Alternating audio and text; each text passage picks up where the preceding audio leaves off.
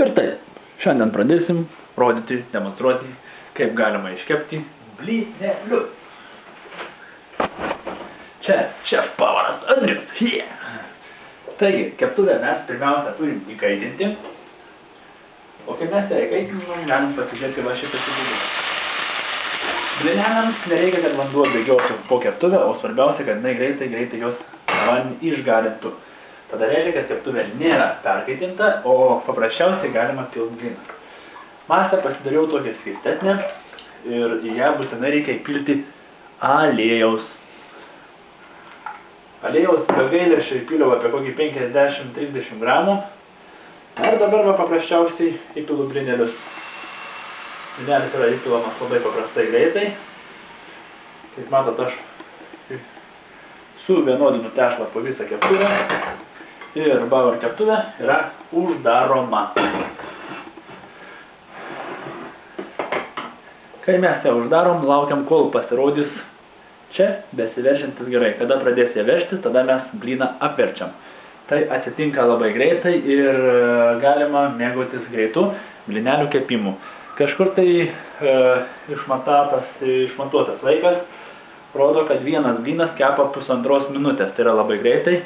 Aišku, dabar aš demonstruoju ant mažesnės ugnies. Ugnis yra nedidelė, tai yra vos matoma, kaip matot. Ir galima kepti tuos blynus su maža ugnele, taupant ir savo laiką, ir savo resursus. Tai yra dujų sąnaudas.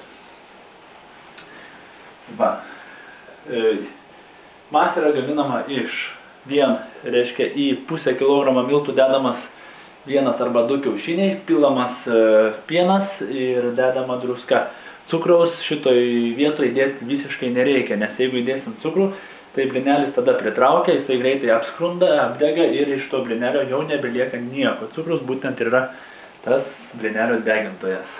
Na, kiek aš jau matau savo akimis, tai jau man matosi gerai, tai jau kalbam apie tai, kad mes jau pasiruošim tuo įversti.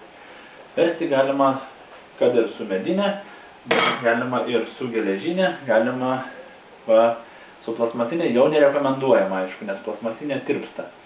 Na va, ir pirmieji pasirodė gerai, byloja apie tai, kad jau, kaip matot, va šitoje vietoje matosi puikiausiai, kaip veržiasi gerai, tai jau galima blynelį įrasti. Tai visas vaikšto ir blynelis yra paprasčiausiai gražiai apverčiamas. Kaip matot, blynelis nėra apstrudęs, nėra sudegęs, jis yra gražiai apkeptas ir vėlgi dabar antrą pusę reikia pabaigti, uždarius keptuvę ir palaukiant, kol iš keptuvės pradės veržtis gerai. Kai tie gerai pradeda veržtis, reiškia, kad mūsų blynelis apkepęs jau ir iš antros pusės. Taigi, va toks būtent gaminimo būdas leidžia gaminti greitai blynelius ir visiškai nepergyvenant, kad jie pridegs, prisvils ar dar kažkas su jais pasidarys. O po to, aišku, įdaras gali būti varškė, gali būti dešrelė, gali būti bananas, tai ką jūs sugalvojat, tai ir gali būti.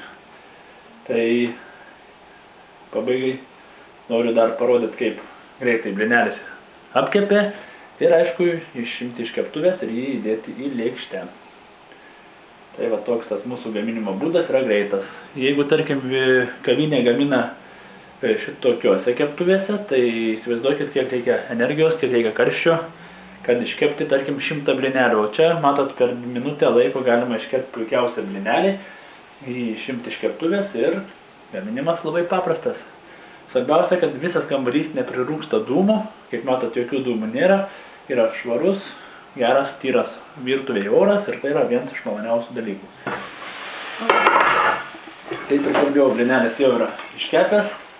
Tai mes tik paprasčiausiai išėmam ir įmetam į lėkštę. Vat jum ir blynelis. Sekantis pilimas vėlgi, va šitokiu būdu, be sustojimo galima kepti, kad ir 100-200 blynų, ir tai pasidaro labai greitai ir labai paprastai.